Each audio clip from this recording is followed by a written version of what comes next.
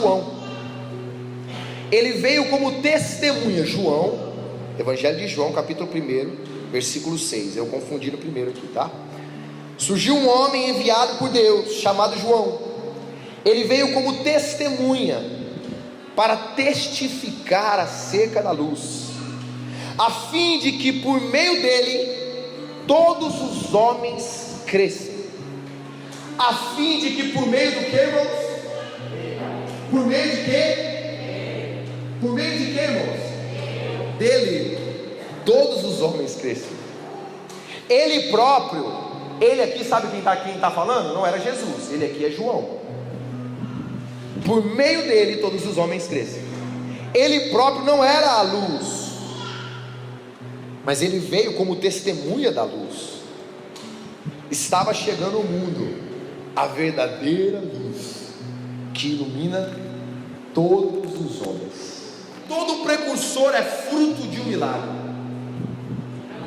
Não existe precursor que não seja fruto de um milagre, ou que tenha vivido em sua vida um grande milagre para permanecer vivo. Veja bem, o homem que nós lemos aqui, João Batista, não era para ele ter nascido. Um dos precursores mais destacados nas Escrituras, ele foi fruto de um milagre. Ele nasceu de um ventre estéril, ele nasceu de um lugar improvável, ele nasceu de um lugar que não gerava, mas Deus mesmo tocou aquele lugar para que um precursor viesse ter a luz.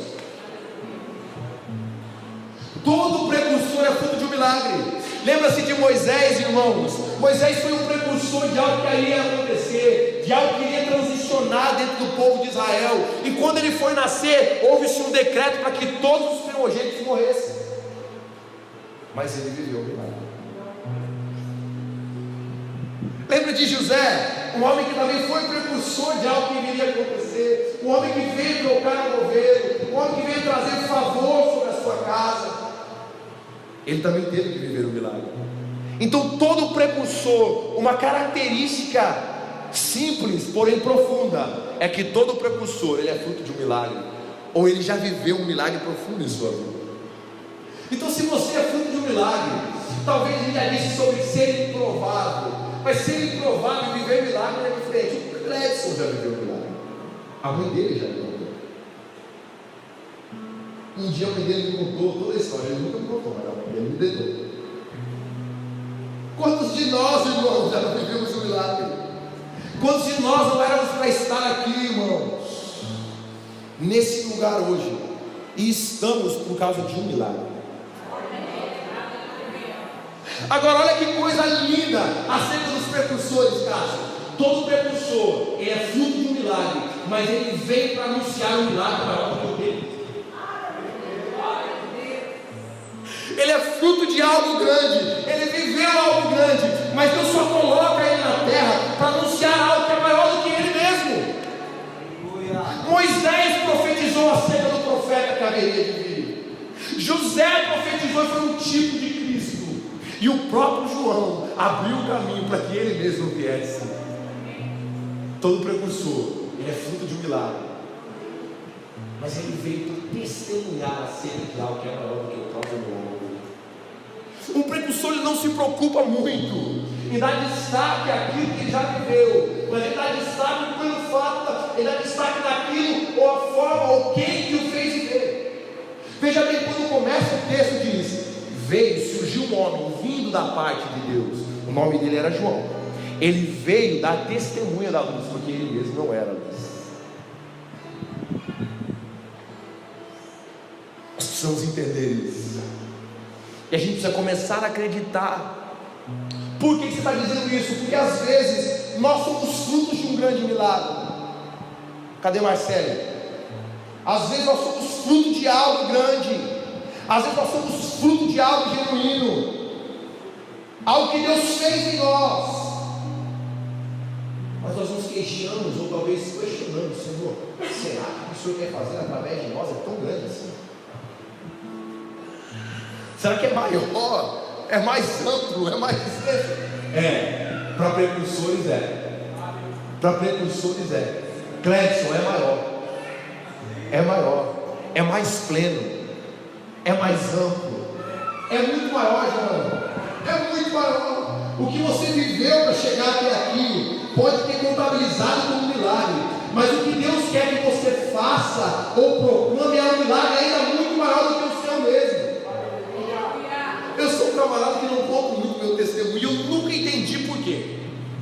Porque eu tenho testemunho, irmão. Todo mundo fala, eu cheguei até Cristo com uma carreira de cocaína, com a bebida na mão, que não sei o que, eu nunca gostei de beber. Mas todo mundo tem um testemunho, eu nunca gostei de contar o meu. E hoje, quando eu estava preparando isso, Deus falou assim: fica tranquilo, você está iniciando algo que é maior do que o próprio milagre que você viveu. Essa é a ideia dos precursores. Ele veio enviado por Deus, e por meio dele, diz as Escrituras, por meio dele todos iriam crer. Por meio de quem? De Cristo? Não, por meio de João. E ele não era a luz, mas ele testificava acerca da luz. Deixa eu abrir um grande aspas aqui, ou um parênteses, que é melhor, né? Aspas é assim, parênteses é assim. Deixa eu abrir um grande parênteses aqui. Eu estava estudando algo, e Deus me deu uma palavra muito forte, muito forte. Tão forte, que eu preguei ela hoje no café da manhã e minha esposa chorou.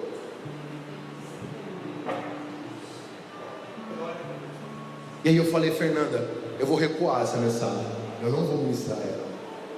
Ele: mas por quê? Eu falei: não, porque talvez não seja a hora. Eu falei: eu preciso falar algo mais simples. O Felipe já veio, já arrumou muita bagunça na cabeça do povo. Eu preciso simplificar o negócio. E aí, orando para ministrar aquela mensagem, me veio algo que eu até compartilhei agora com a pastora Alexa. Uma das maiores armas do inimigo, preste atenção todos vocês, uma das maiores armas do inimigo para esse tempo do fim vai ser minimizar ou menosprezar o papel do homem no propósito eterno de Deus. Dentro do eterno coração de Deus havia um desejo que se tornou a sua vontade, e a sua vontade, eu vou falar nessa pregação, que é convergir todas as coisas em Cristo, através de Cristo, mas por meio da igreja, por meio de obras.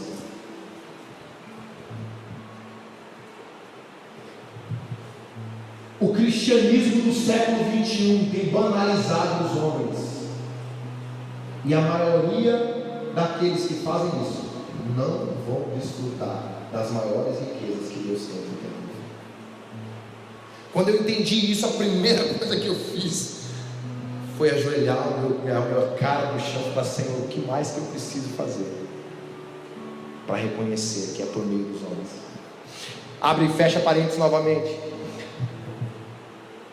Uma outra característica dos precursores é que os precursores, eles surgem em um tempo oportuno. Nenhum precursor, o ministério precursor, ele não aparece a todo momento. O ministério precursor, ele não se levanta todos os anos, todas as décadas, todos os séculos. Não, o ministério precursor não é assim. Os privilegiados, porque Deus tem levantado você e a mim em um tempo oportuno, determinado por Ele mesmo. E nós precisamos entender isso, porque Deus, Ele cumpre a plenitude do tempo para estabelecer a sua própria vontade. E se você é um precursor, se você é uma precursora, você tem que se sentir muito privilegiado, porque foi para esse tempo que Deus levantou a sua vida, foi para esse tempo que Deus separou você para fazer algo grande. Sim, você, com todos os seus problemas, com todas as suas dificuldades, com tudo aquilo que você já viveu e tem lutado no tempo presente, foi você que Ele separou para esse tempo, porque precursores se levantam em tempo oportuno. Deus não levanta precursores a qualquer momento. Precursores são levantados em tempo oportuno, um tempo específico da história. Irmãos, Deus tem o controle pleno da história, amém? Amém. Amém. Gálatas 4:4 diz: cumprindo a plenitude do tempo, Deus enviou seu Filho. A gente se pergunta por que Jesus não veio antes? Porque não havia se cumprido a plenitude do tempo. Mas Efésios, pastor César, já disse que cumprido a plenitude dos tempos, mudou. Deus decidiu, por meio de Cristo, unir aquilo que fazia separação entre os homens. Olha como muda: do tempo vem Cristo, mas dos tempos vem uma união entre homens, formando agora um só homem, que é a igreja. A palavra de Esdras 3:1 se cumpre. Naquele tempo, qual tempo? Quando se cumpre a plenitude dos tempos, o povo se uniu como um só. Veja bem, queridos, deixa eu trabalhar isso um pouco com você. Me dá uma oportunidade de fazer isso. Precursores, eles surgem em tempos oportunos. Quer uma explicação sobre isso? João, ele não surge em qualquer tempo da história. João, ele surge em uma época, pastor César, em que havia um silêncio profético. Havia-se um silêncio profético sobre a terra.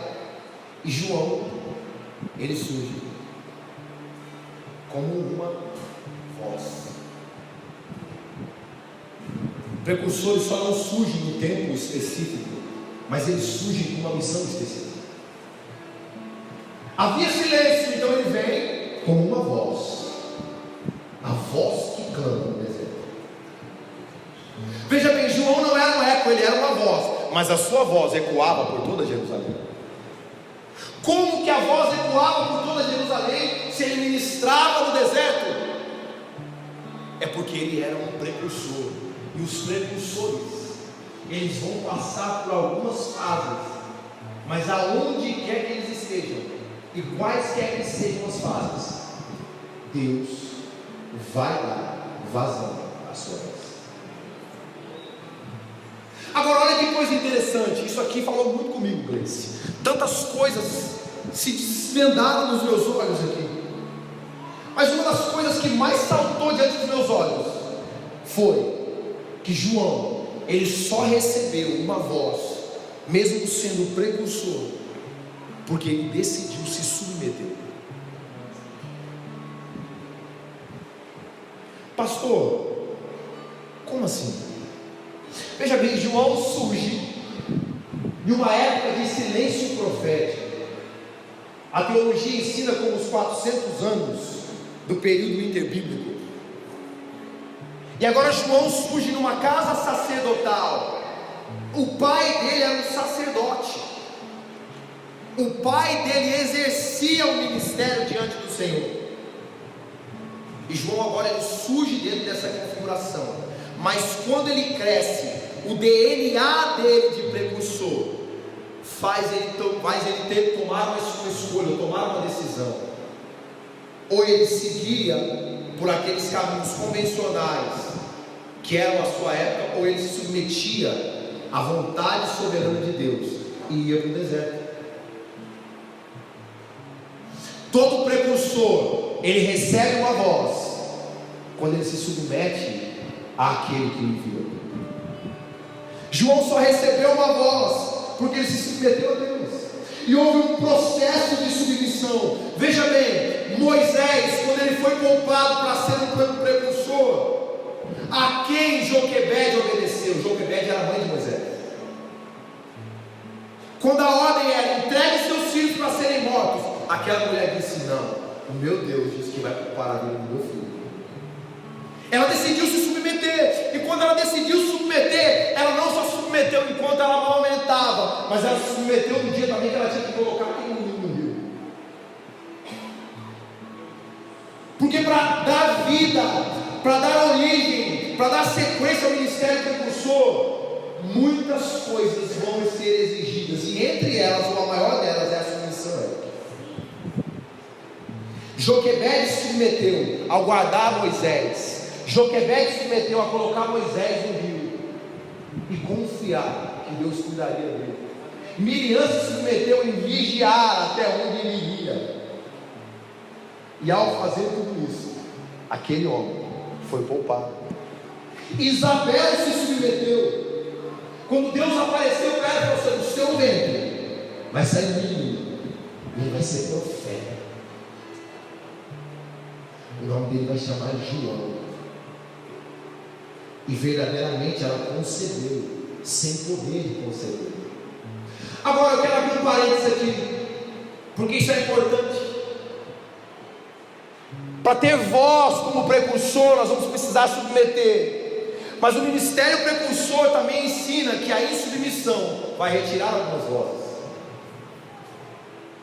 Por quê? No meio de todo esse cenário, as pessoas que obedeceram tiveram voz. Mas de repente surge um cara com autoridade, e quando Deus fala com ele aquilo que ele iria fazer por meio dele, ele questiona. E mesmo sendo ele um homem de autoridade, ele perde a sua voz. E sabe o que é interessante? Eu já ouvi tantas pregações acerca de Zacarias, o pai de João. Aquele homem só perde a sua voz, Cássio, enquanto o propósito estava sendo gerado. Porque aqueles que não se submetem enquanto Deus está gerando algo que vai ser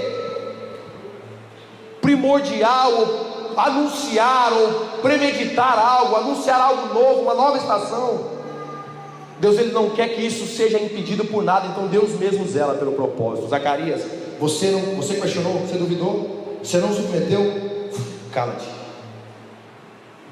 E sabe quando Zacarias começou a falar de novo? Sabe quando, Cássio? Quando trouxeram a tabuinha para ele. Lucas capítulo 1, versículo 57. Estavam os vizinhos, os parentes. Sabe aquela reunião de família, irmão? Como é que vai chamar o menino? É Zacarias Júnior. Não, tem que ser Zacarias III. Não, porque o bisavô era assim. Isabel convicta, eu vou ler para vocês. Disse: é João. Cadê o pai do menino? Levaram uma tabuinha para ele e escreveu João. Quando ele escreveu João e começou, diz assim a palavra de Deus, olha só. Quando ele escreveu João, quando ele acabou de escrever João naquela tábua, ele glorificou o Pai e a sua voz voltou imediatamente. Sabe o que Deus me ensina aqui?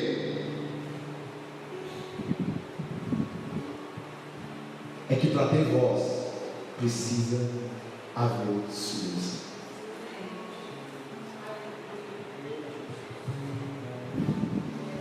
Não tem como, irmãos.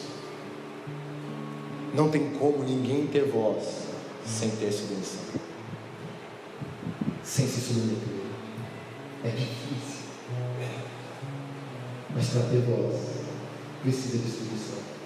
E eu vou falar para vocês algo muito sério, muito real. Existe muita gente que carrega uma autoridade, que tem um nome na praça, mas que não tem voz, porque não se submete. Deixa eu fundamentar mais um pouco. Uma das outras coisas que são muito importantes na vida de um precursor: eles sabem quem eles não são. Geralmente o pregador fala sobre identidade, né? Ele fala: você tem que saber quem você é. Agora o precursor, ele sabe quem não são. Olha que interessante. É importante para um precursor saber quem ele não é, porque ele carrega dentro de si uma postura e uma mensagem que é anticonvencional. Então ele precisa saber quem ele não é. Porque quando chegaram para João Batista, o precursor, disseram para ele a seguinte coisa: tu és o Cristo. Está escrito em João 1:20.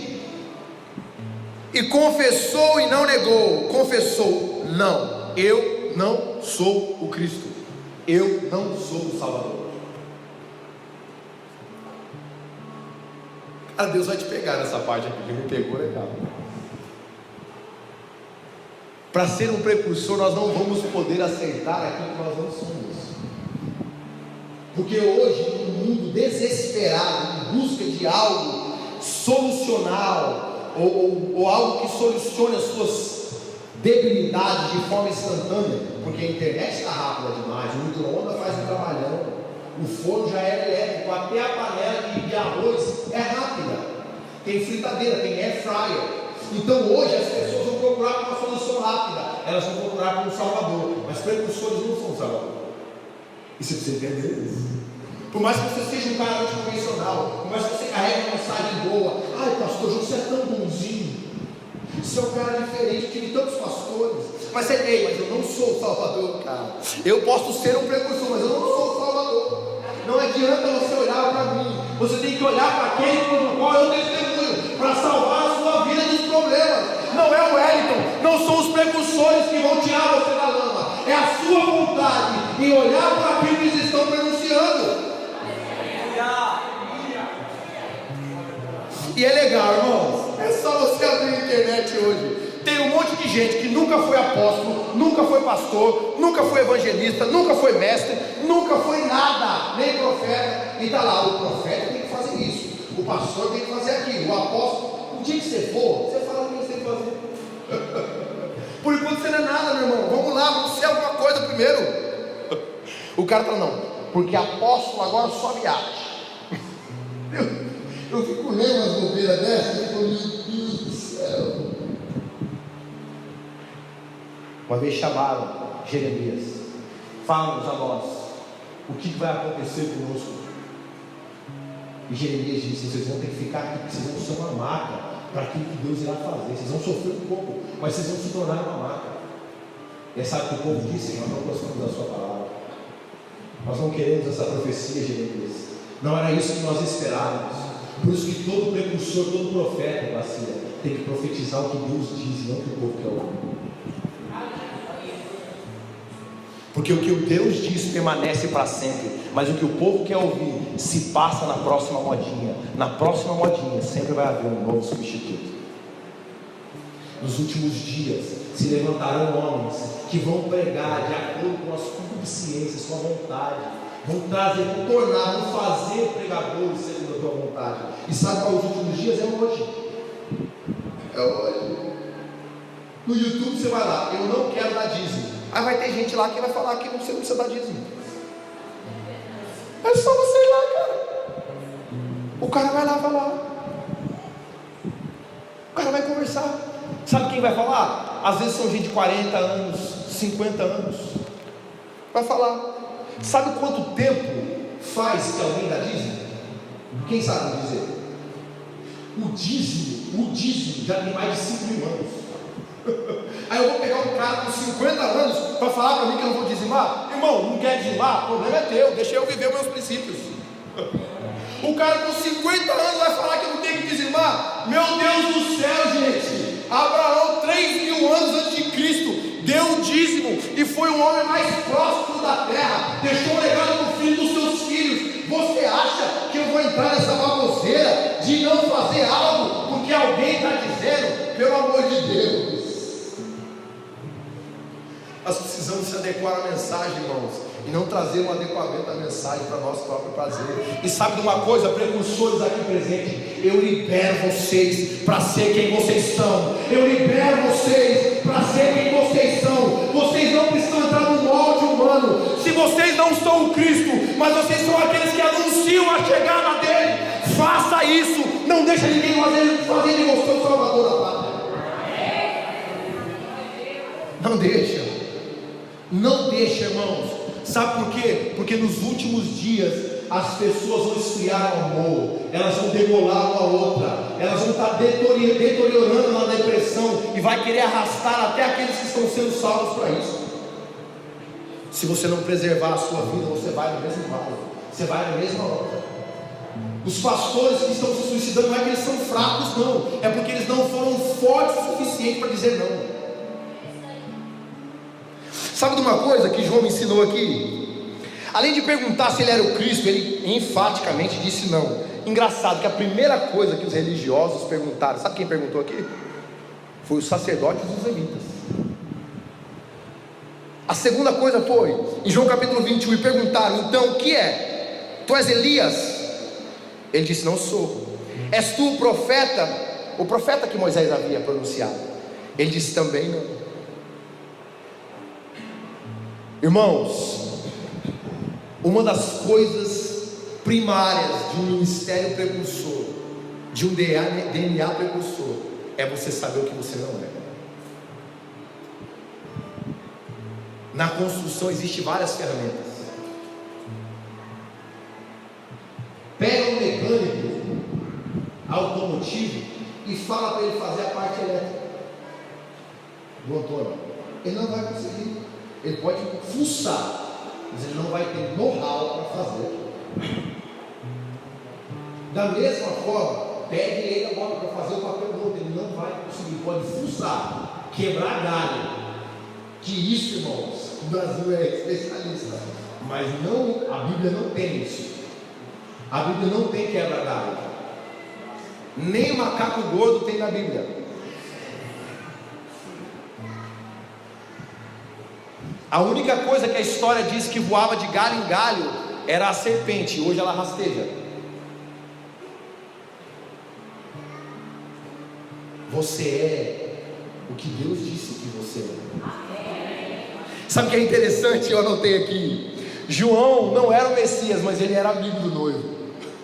João, ele veio pelo espírito de Elias, mas ele não era Elias. João, ele veio anunciar o profeta, mas ele não era o profeta que Moisés tinha anunciado. Ele era João, o Batista, o precursor, a voz que clama no deserto, o homem anticonvencional, o homem com a mensagem única, singular, com veste singular, com a dieta singular e com caráter singular. Por favor, não tente enquadrar as pessoas no seu estereotipo, naquilo que você quer para você. Aproveite o tempo, o modo e a época pela qual Deus está fazendo todas as coisas. Antigamente, a gente tinha que estar aqui nesse calor de paletó e gravata. Hoje a gente entendeu, está calor, põe uma camiseta, porque fica mais aliviado. Mas a palavra não diminui por causa das vestes. O que diminui, irmãos, é a nossa consciência. Agora, se o coração estiver aquecido, seja de camisa, seja de gravata, seja de paletó, a palavra é entregue, e o coração que é uma terra fértil recebe e multiplica sempre. Show.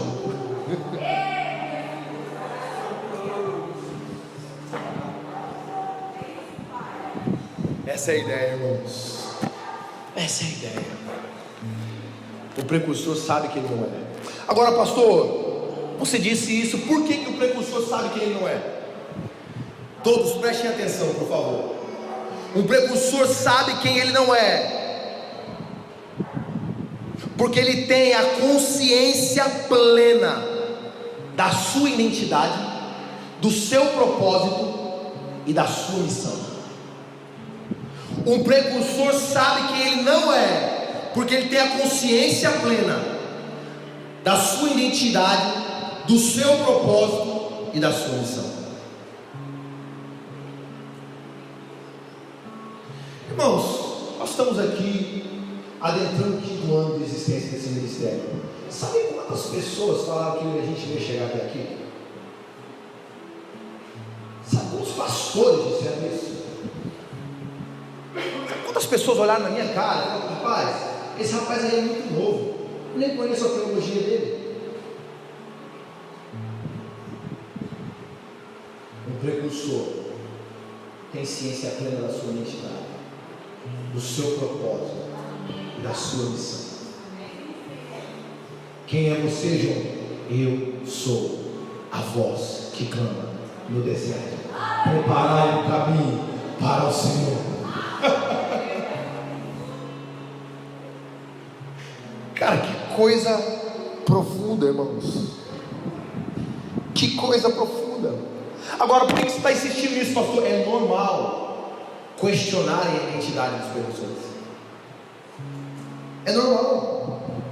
Todo precursor vai ter sua identidade questionada. Deixa eu ver esse menino aí.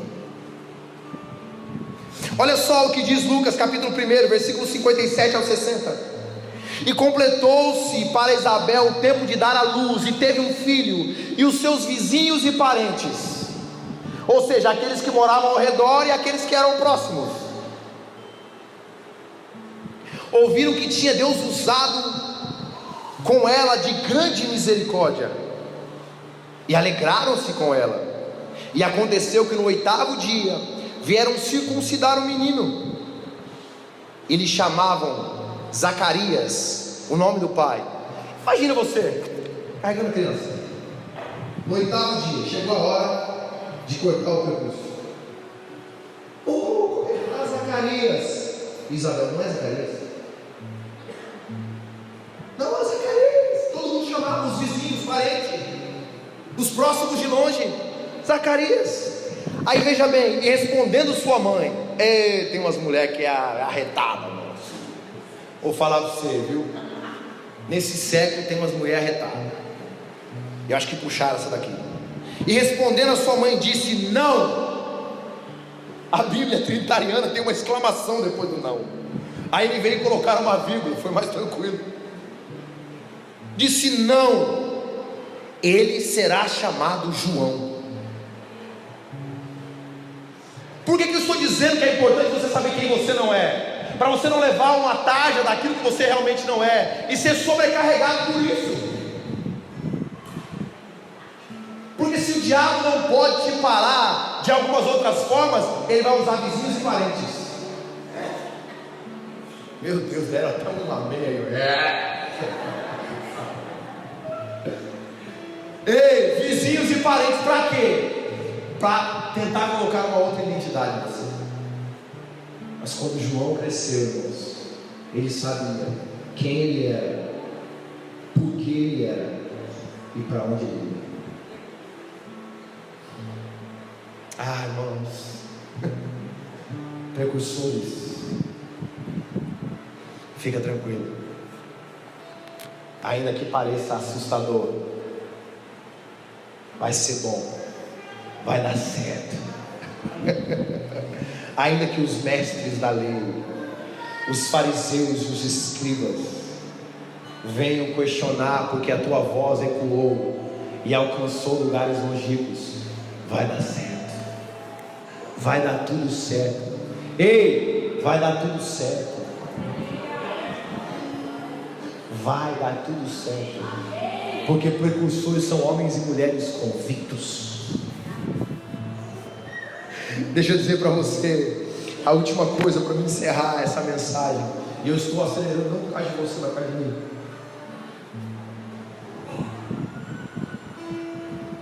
Precursores possuem um discernimento apurado do tempo e do modo.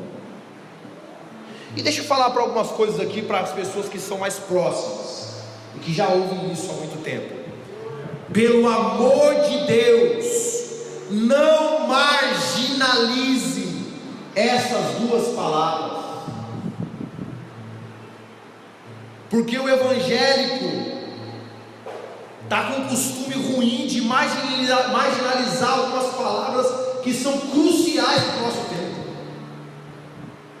Não, agora não é mais aquilo que eu estou falando, que eu estou me tornando. Aí o cara não se torna nada e continua falando bobeira, e aí dá ruim, porque marginalizou, perdeu a essência daquilo que ele estava dizendo. Irmãos, tem coisas que a gente nem fala por causa que ainda falta envergadura, falta vida para falar. Graças a Deus que a gente tem prudência aqui, mas nós precisamos tomar cuidado.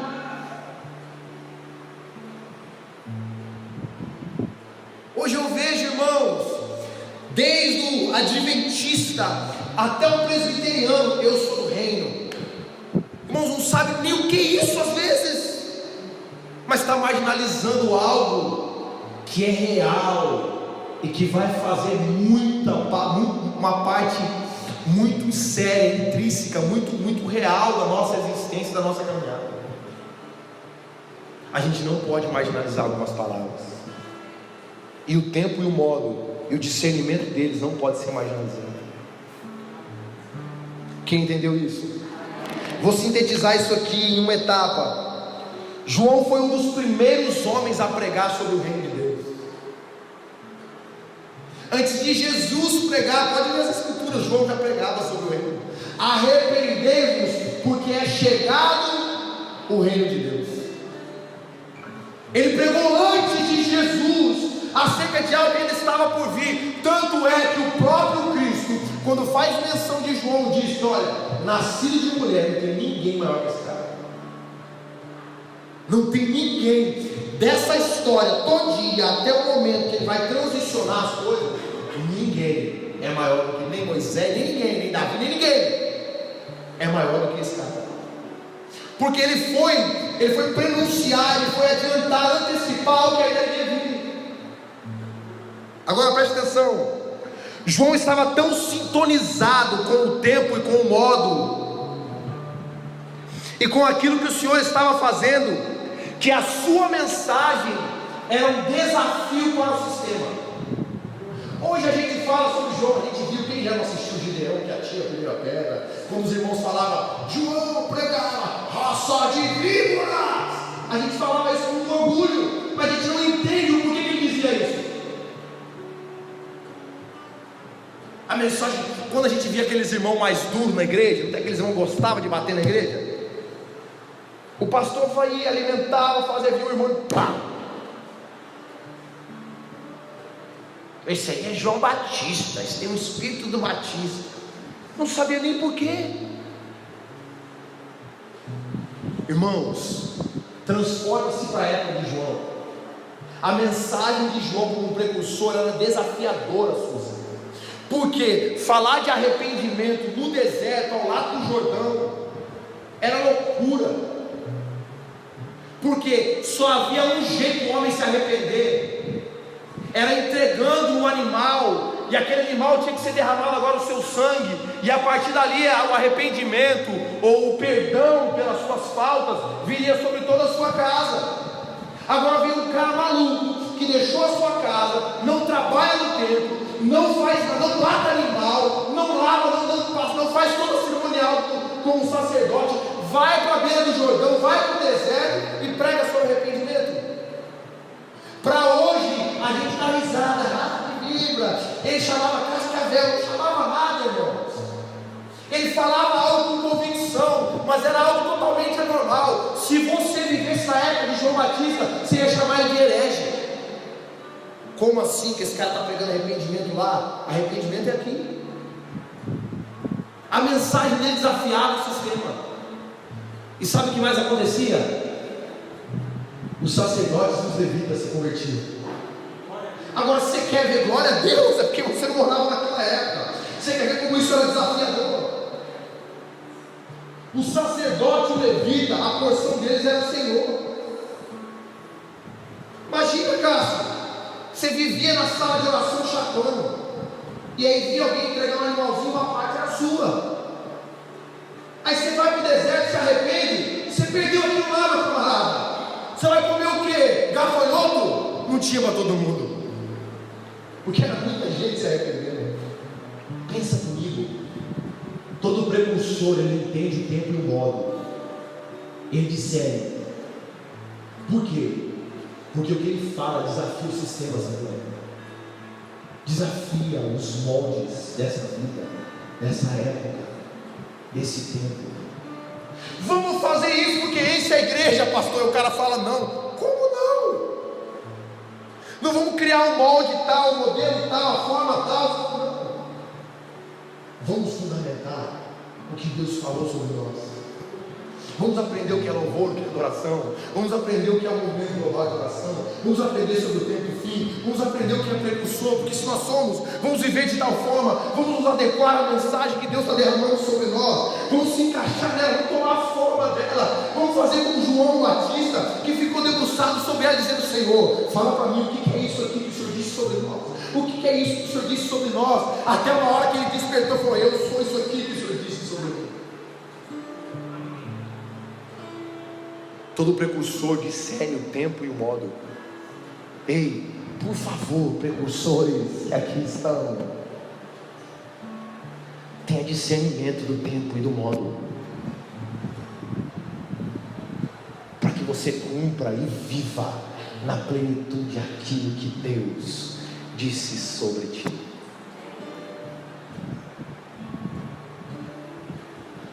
Olha que coisa interessante. O livro de João, diferente dos outros sinóticos, ele traz uma perspectiva divina. Então quando João ele fala acerca de algo que acontecia naquela época, ele não estava falando de algo terreno, mas ele estava olhando os âmbitos. Tanto é que João capítulo 1, no versículo 20, ele já não chama mais os judeus de povo, ele chama, e vinham de Jerusalém alguns judeus. E João era judeu, ele não estava sendo discriminativo, mas ele estava dizendo, não é o povo, são um grupo que fazem parte de um sistema que não é o sistema dos céus. Tanto é que Jesus, quando foi pregar para o primeiro religioso, que foi Nicodemos, o que ele diz? Ele diz o que o Batista falava: arrependei-vos e vai nascer de novo, como? Da água e do Espírito, não matando animal, mas mergulhando e sendo batizado, para que você adere, para que você adere agora e entre no reino dos céus. Nicodemos ficou meio biruta. Como assim? Por isso que João, quando ele olha para o sistema, ele olha como um sistema divino, terreno, mundo que Satanás queria imperar, e reino de Deus que está debaixo do governo do próprio Deus. É por isso que João, quando ele vai falar no capítulo 3, ele começa com Nicodemos. Quando ele chega no versículo 16, dizendo que ele amou o mundo, ele não amou o mundo, o sistema. Ele fala, eu amei o mundo de tal maneira, o mundo que ele criou lá no início, que aí eu decidi dar ao meu filho, para que todos que nele crescem fossem inseridos de volta naquilo que eu criei. Não é o que vocês estão vivendo, mas é o que eu fiz desde a eternidade para vocês viverem. Vocês entendem isso, irmãos? O ministério precursor, ele entende e discerne o tempo e o modo. Deixa eu falar algo para vocês aqui. A minha oração nesses dias é para que o Senhor nos batize com ousadia, nos batize com intrepidez, com diligência, para viver o tempo no modo que Ele tem. Para João não foi fácil. Você acha que perder a cabeça é simples? Não foi simples, mas ele cumpriu o seu ministério até o fim. E olha que interessante, parece cômico. Fica de pé para acabar. Parece cômico. Ouve essa, pastor César. Ele disse que o arrependimento era por um novo nascimento através da água e do Espírito. Mas quando vem Jesus, o precursor fala assim: ei, eis aí o Cordeiro de Deus.